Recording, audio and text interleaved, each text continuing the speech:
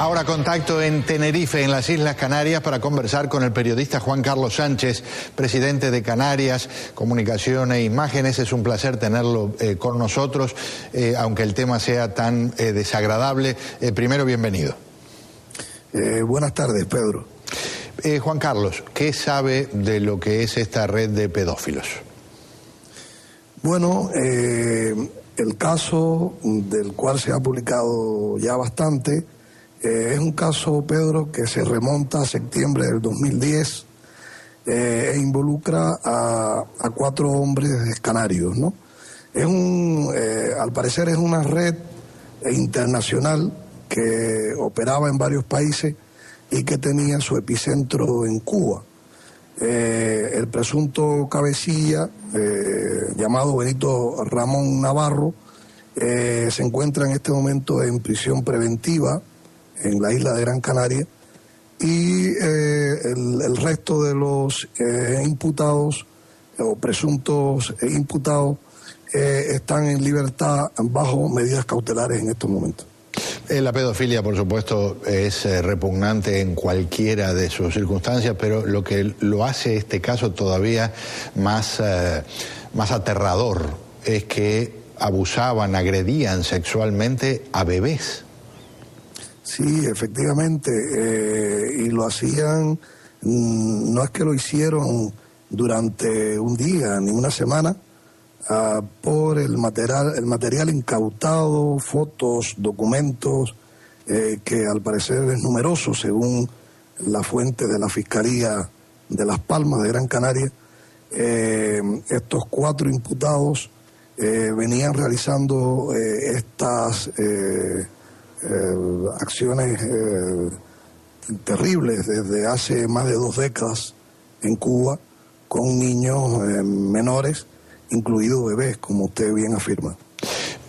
Obviamente uno no está en el lugar para poder establecer personalmente los detalles, pero queda claro que algún tipo de colaboración, algún tipo de profundo contacto en Cuba para tener acceso a estas criaturas tiene que existir hace mucho tiempo.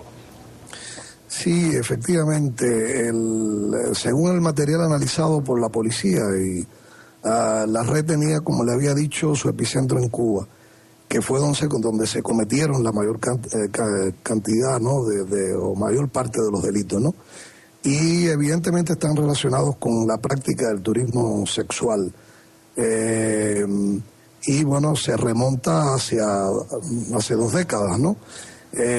Yo no dudo que alrededor de este caso, tratándose de una red internacional, tratándose de delitos que venían practicándose con ese tiempo, no dudo, de momento ha aparecido un presunto implicado por la parte cubana, una persona llamada Guillermo, no se sabe absolutamente nada más de él, porque en este caso las autoridades cubanas han mantenido un absoluto silencio, pero evidentemente se espera que detrás de esta red haya muchas más personas implicadas. Mi profundo agradecimiento al periodista Juan Carlos Sánchez, conversando con nosotros vía Skype a través de la magia de las computadoras desde Tenerife, en las Islas Canarias. Un abrazo.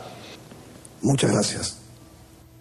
Algo más que me decía Juan Carlos Sánchez es que espera que no se politice el caso y que el gobierno español de alguna forma no lo vaya a dejar de lado porque no quiera tener algún tipo de confrontación diplomática con la dictadura cubana. Pero eso es un asunto político. La realidad es la barbaridad esta que ocurre, y le pido ayuda a la psicoterapeuta Alexandra Mas, que nos ha regalado su sabiduría en programas anteriores, y a quien le digo otra vez bienvenida y muchas gracias por acompañarnos. Gracias a ti, Pedro.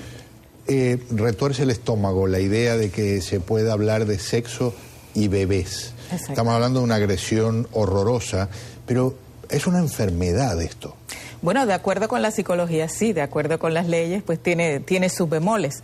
Pero sí, el manual de diagnóstico lo describe como un desorden que se centra precisamente en las fantasías recurrentes con menores de edad que involucran actividades de orden sexual con estos menores.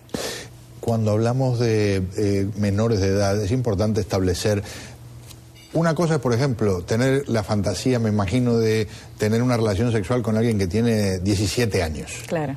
Otra, de otro planeta, es de alguien que tiene 13, 11, 9, 5, bebés. Exactamente. Y me hablan recién hace poquito en Estados Unidos, descubrieron una red que operaba en una cantidad de países y tenía una base acá.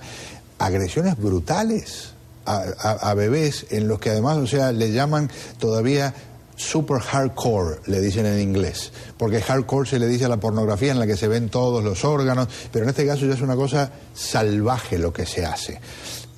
¿Tiene cura una situación así para un ser humano? Bueno, hay tratamiento, pero realmente cura como tal es bien difícil, la reincidencia es muy alta y la reeducación es muy dura, puesto que es un desorden que es lo que se llama egosintónico, a la persona le gusta. No es como una persona que tiene alucinaciones y se siente atormentada por las voces, ¿no? Y entonces no le gusta y hace lo que sea.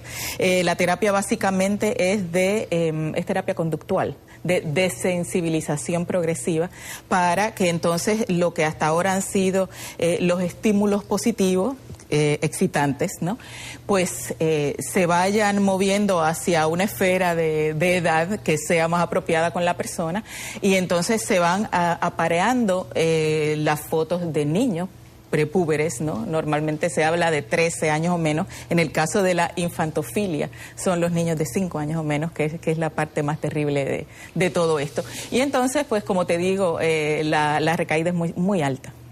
¿Hay algo, eso es lo que iba a preguntar, la mayoría tiene recaídas o hay porcentajes considerables de personas que realmente pueden ser por lo menos controladas?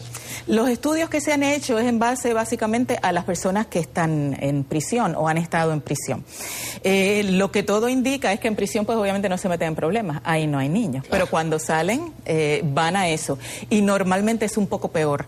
De hecho, si recuerdas el monstruo de Bélgica, después de que salió de prisión y cumplió tiempo, fue que hizo un calabozo y entonces sofisticó sus cosas. Pero hay que decir dos cosas con respecto de los pedófilos.